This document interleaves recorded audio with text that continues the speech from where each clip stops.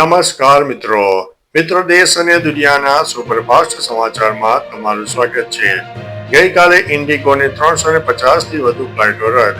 ઇન્ડિગોએ દેશભરમાં 350 થી વધુ ફ્લાઇટ રદ કરી છે, જેના કારણે મુસાફરોને સતત 6 દિવસ સુધી અસુવિધા થઈ રહી છે।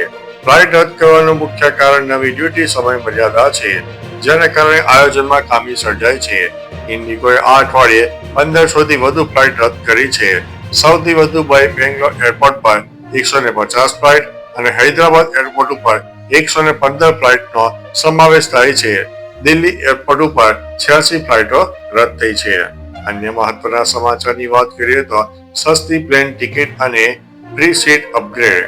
ઇન્ડિગો ફ્લાઇટ રદ અને ભાડામાં વધઘટ વચ્ચે એર ઇન્ડિયા અને એર ઇન્ડિયા એક્સપ્રેસ મુસાફરોની મદદે આવી છે।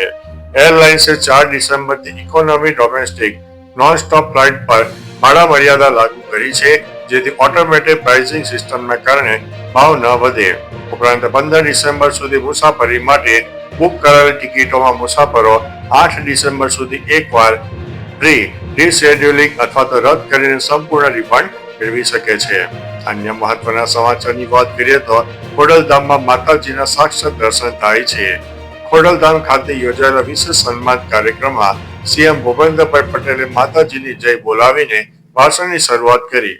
કહ્યું કે માતાજીના સાક્ષાત દર્શન થાય, દરેક ભાવ પૂરા થાય છે તેવું આ માતાજીનું ધામ। ખોડલધામમાં સમાજ સેવા અને રાષ્ટ્રભાવનાને સમાન મહત્વ અપાયું છે।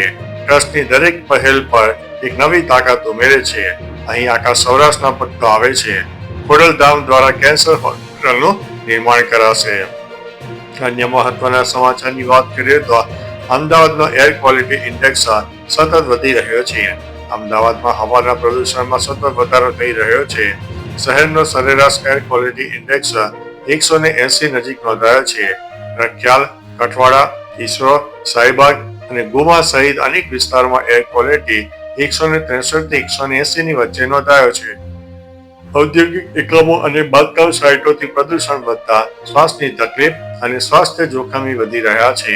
નિષ્ણાતો બાળકો, વૃદ્ધો અને સંવેદનશીલ લોકો માટે માસ્ક પહેરવાની અને બહારની પ્રવૃત્તિઓ ઘટાડવાની સલાહ આપી છે। અન્ય મહત્વના સમાચારની વાત કરીએ તો ક્રિકેટર સ્મૃતિ મંધાનાએ લગ્ન રદ કર્યા।